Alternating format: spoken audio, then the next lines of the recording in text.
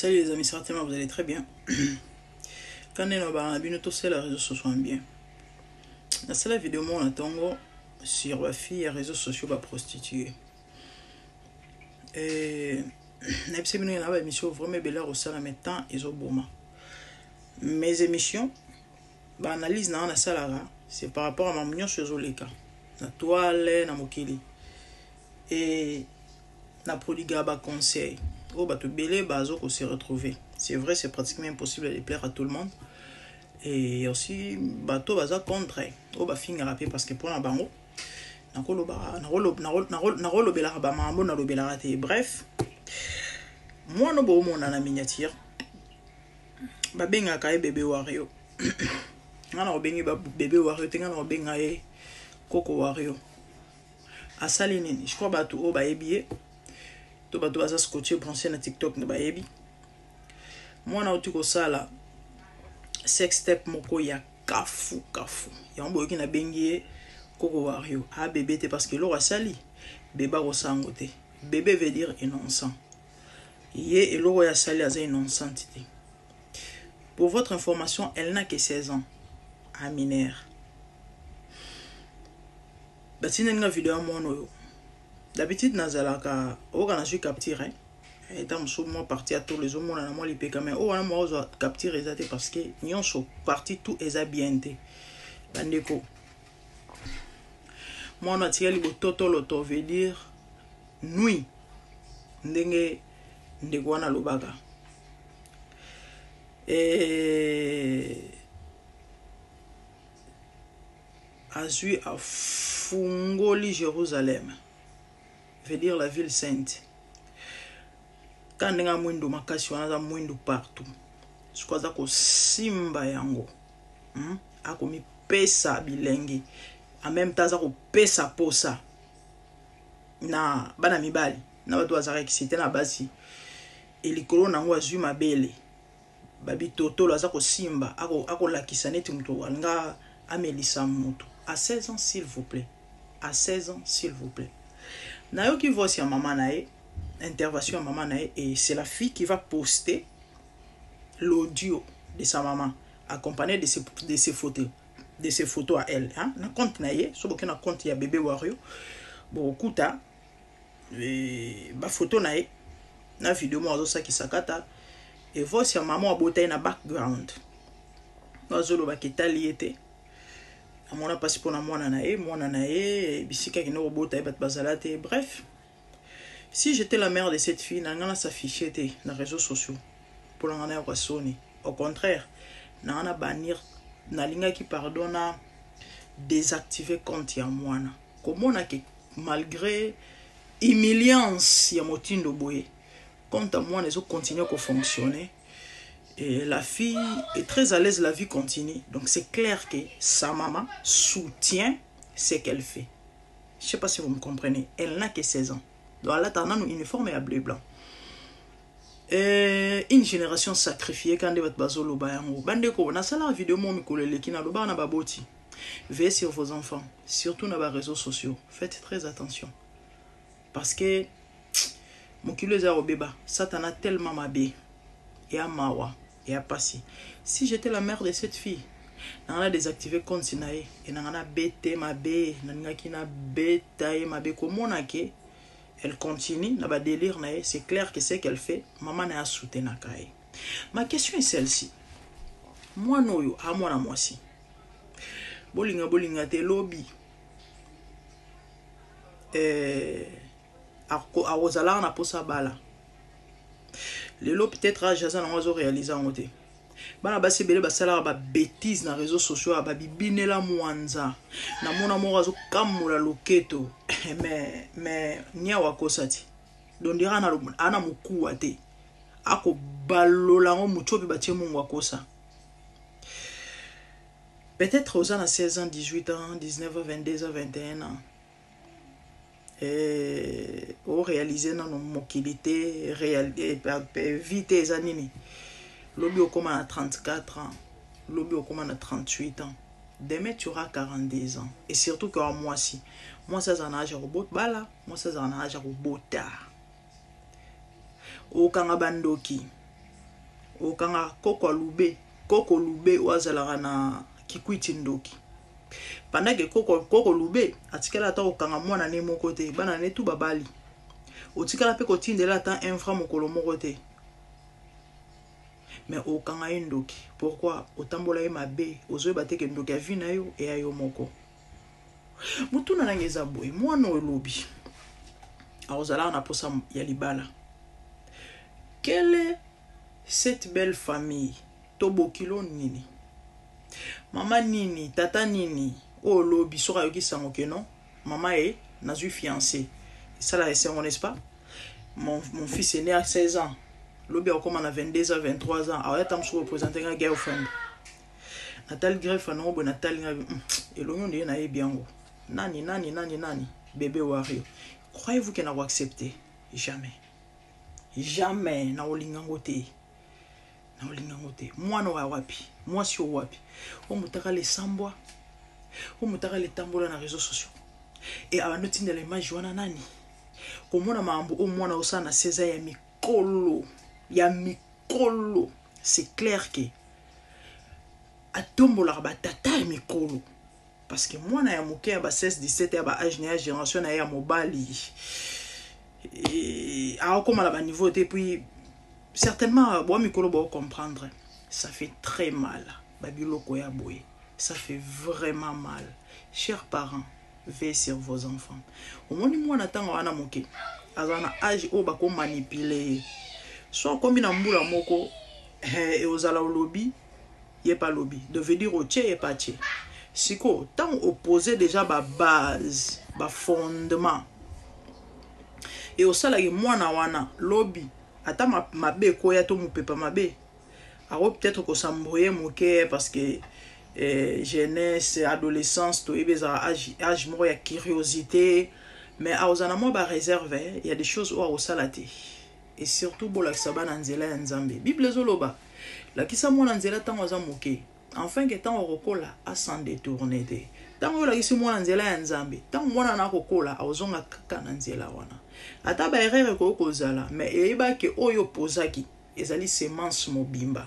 O eko botambo malobi o eko ganga lobi. Nzambe a olingate a otikata ko permettre te pourquoi parce que o tchaki e liboso.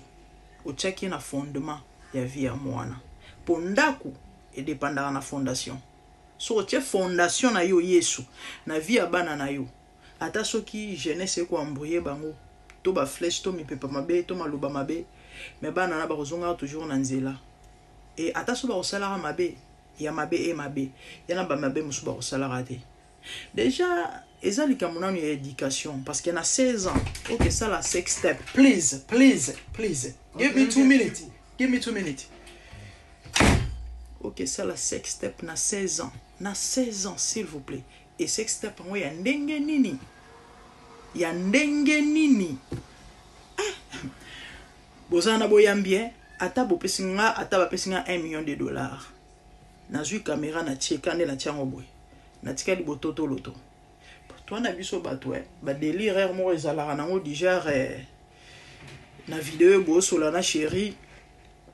Ola kisi minu otomboli elamba ezala nango. Na vidéo bo nazui na tche na longoli bilamba nyonso. Nui. Na bandi ko mi filmer.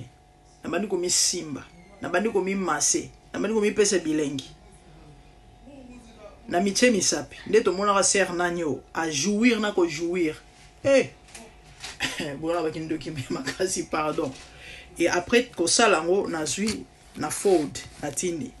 Na partager na tindi lio. Joatala. Ata opisinga $1 million. Na sala te jamais. Jamais. De moi no yo na ajo yo bande ko bozoka mona sango. Mutakala ya kafu. Ya mwindo sikoyo. Doit zui Jérusalem nyonso fungoli ya. Veut dire la ville sainte. Mutakala o sengele za la sacré bandeko. Mutakala esambwe. Mutakala za na na valeur te. Ata ya gratos ya ofelo kozwa. Ya omoni lelo bat bana tina obala te parce que so ana besoin nango a kozwa na ye. Il suffit que je vois un téléphone à Nani. Bébé Wario. Allô?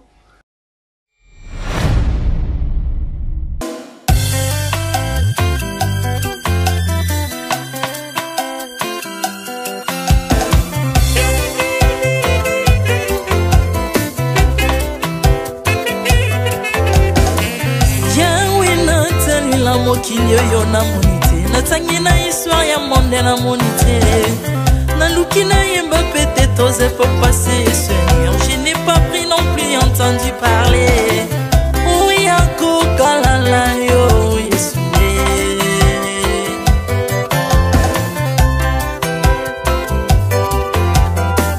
même na domaine ya sorcellerie nationale atana oyo ya international papa na yo kisangwa banzamba mokili oyo mokota kufa se kwa lokola yo Yesu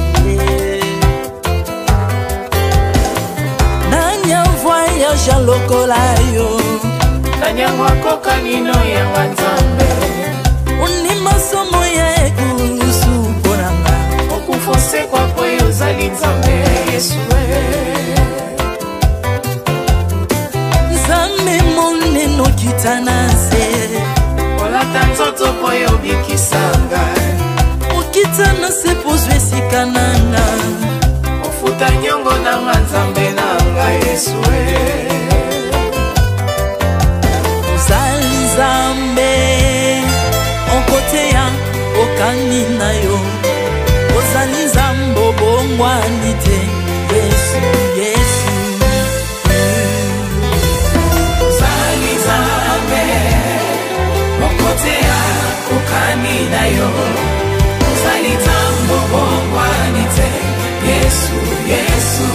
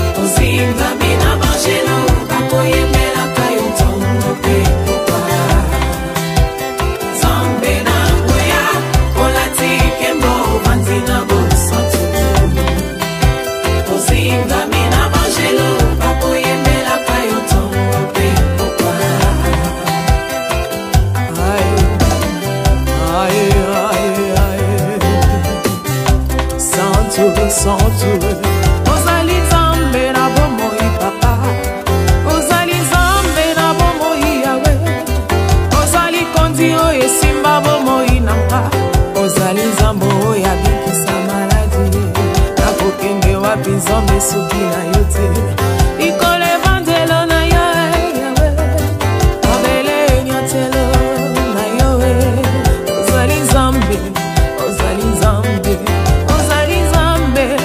kote lokola yo nzambe na ngoya olatike mo vandina bosantu ozinga bina bangelo bakoyebelaka yo ntongo mpe pokwa Artamon tu m'as rendu intouchable Artamon tu m'as rendu invincible Aliwana yo tokomine la santu Lise kwana yo tokomine balongi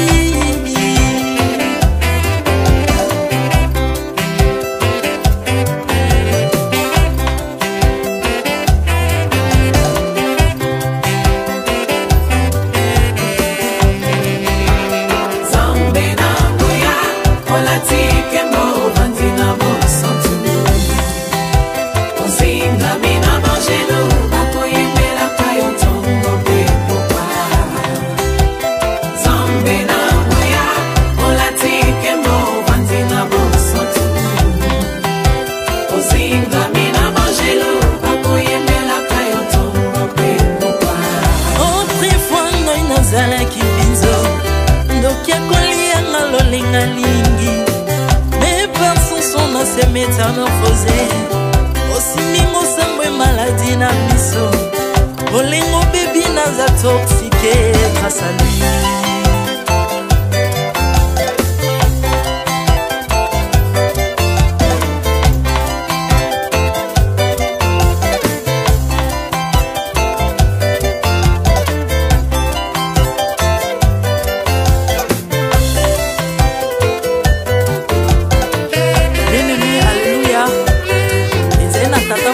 azalaki nzambe ntango akufi badepsine balobi keno akosekwa mpo nzambe bakristo pase alors mpo bafasilite lisekwa na ye bakunda ye mutu libanda mpo ntango akolamuka abimaki elingala moko mais comme nzambe na biso alinga kokambola gloire na moto te lobi nango na ntongo baya kokuta bangulu basepelisa mutu ya nzambe na bango yango bien aimé bato wana bakoma oyo biso dolera ngulu te po milimo mabe ekotaka na ngulu mais soki bino bolera ngulu te po milimo mabe ekota na ngulu bomelaka mai te po milimo mabe ekotaka na mai yango tokumbisa nzambe po akufa asekwa avandi na loboko